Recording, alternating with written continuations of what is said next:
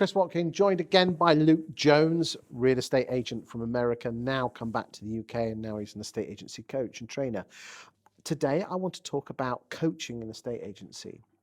Luke, if you don't mind me saying, I can probably count on those fingers the number of coaches that I know who help estate agents get more listings, get more sales, and be better estate agents.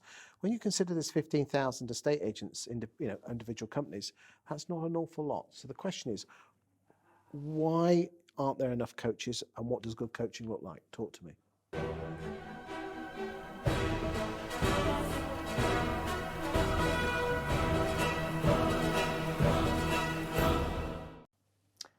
Well, first and foremost, thank you very much for having me on the sofa. It's a real honor to be here. And so coaching really, I think, it's a part of leadership, right? So I think that coaching, you said a trainer, and I think that coaching, training, and mentoring are different things, and there's a distinction to be made between them. And I like to think of coaching really as someone who can really galvanize you into action, right? And can really hold you accountable. And if we draw the parallel to, being on the field of play and in sports, you need a coach who can really kind of make sure that you're practiced and that you're ready, and that when you go out on the field of play, you know what you're doing. So a coach is fundamentally someone who really holds someone to account. So training tells you how to do the job. Coaching then, once you know how to do the job, to make sure that you remain at the top of the game. Could you almost call it development? Same thing? Oh, sure. Like talent development. I guess, what you want to do initially is you probably want to be able to tell someone, this is how one might choose to do it. Then you want to show them how to do it, and then you would ask them to do it. And then you would onwardly from there offer them great guidance so that they can discover themselves how to do things, to get the results that they need. Now, again, in other videos, which will be on our YouTube channel, we're going to talk about specifics of what to do. But because most estate agents in the UK are one-man, one-woman bands, and therefore need to coach or develop their existing team, because if someone's been valuing for a couple of years, they should know how to do it. What would your top tips to people watching this on how to coach their team?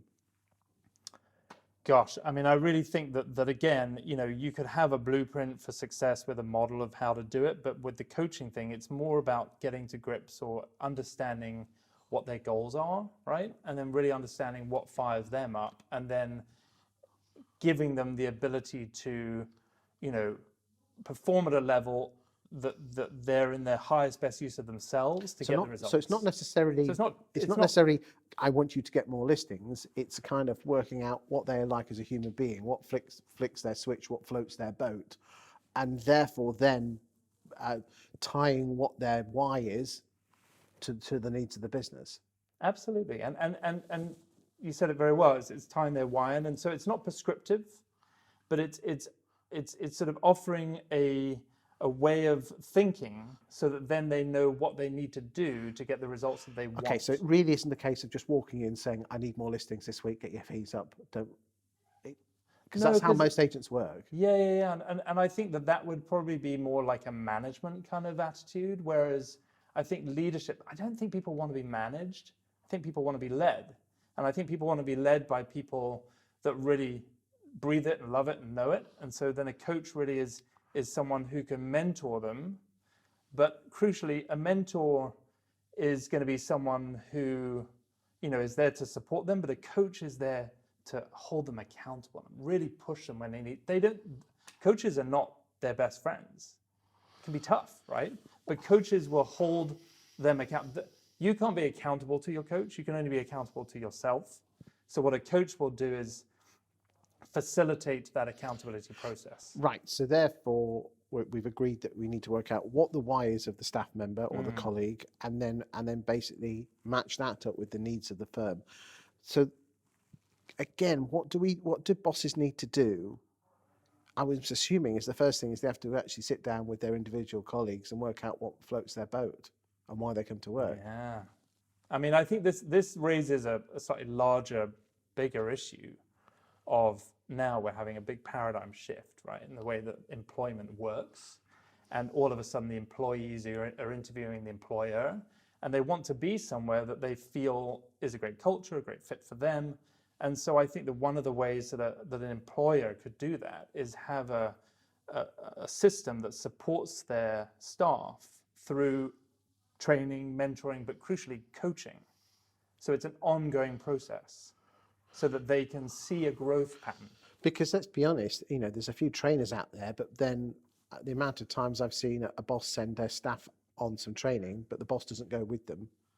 So therefore, a few weeks later, the staff revert back to their old ways, and then the boss blames the trainer, when in reality, the boss should have gone on the training themselves and then made their staff accountable to what the actions were in the... I agree, and I know that you're a big fan of and proponent of the self-employed thing, and I think this really is, it fits perfectly into the self-employed thing. Not to say that there aren't coaches within the employment model, but the way I look at it is that, if you were to enroll in a course or you sign up to coaching or whatever, you might fall into one of three categories. You might either be the prisoner who's like, I don't even want to be here, but I'm being forced to be here because the boss says I have to. Or you might be like the vacationer or the holiday maker who's like, well, this is fun. At least I don't have to go to work. But really, it's going to work best for the person who's open-minded and is the explorer that wants to grow.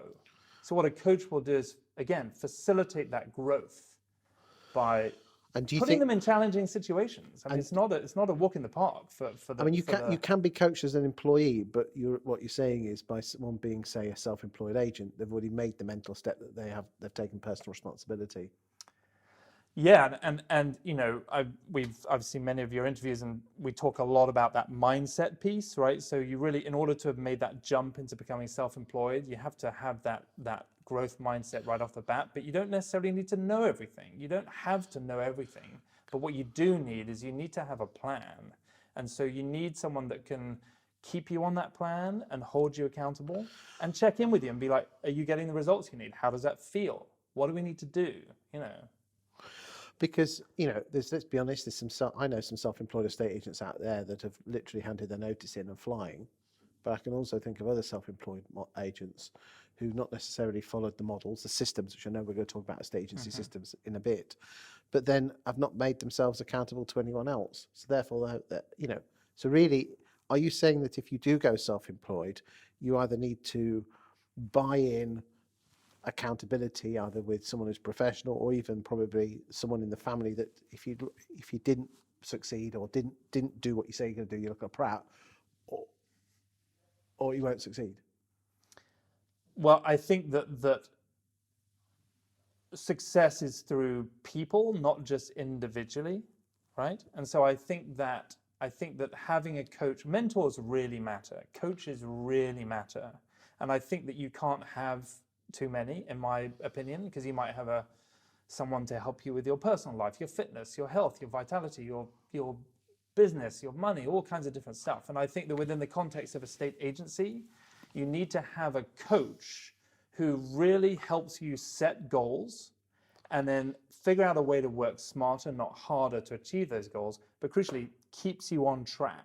So you were an estate agent, real estate agent in America. A realtor. Okay. We're going to do a separate video about USA versus Britain. Yeah. But why do you think British estate agents, well, just the Brits, don't like coaches and mentors?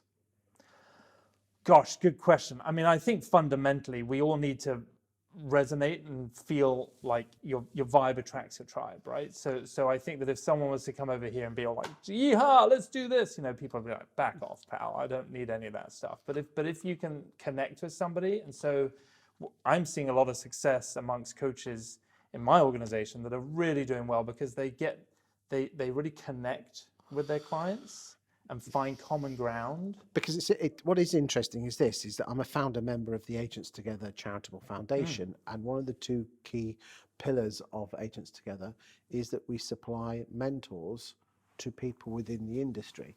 Okay, now that is free of charge, and that's from who's who in the estate agency. Now it's not at the level of the sort of mentoring and coaching that you give more on a one-to-one basis with your agents, but trying to get agents to accept even free mentoring is quite hard work. Well, I guess it's that funny thing, isn't it, where you can't really tell people what to do. You have to enable them to self-discover what they need to do.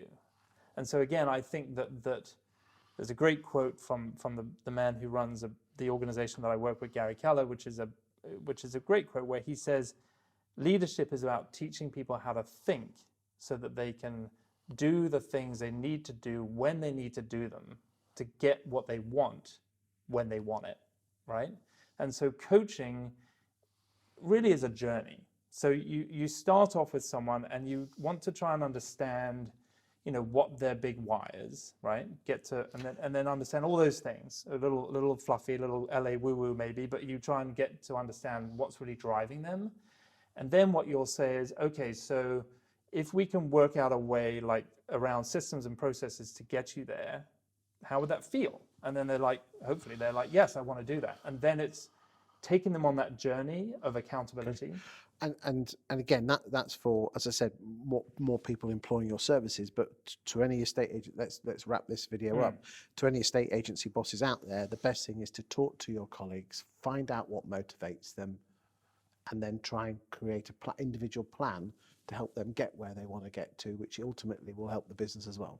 Absolutely. And here's the thing, Chris, is that I'm not suggesting that people need to burn the boats, but what they need to do is they need to really go back into their workforce and say, are my people happy, right? And are they performing in the best role for them? And if they're not, do they have potential? And if they do, how can we get them there? And so I think that through coaching, you don't need to burn the boats. You can actually help make your organization be more streamlined, be more happy, be more functional, be more, just a better place to be. And I think coaching is a great way to do that. Thank you for your time. You're welcome.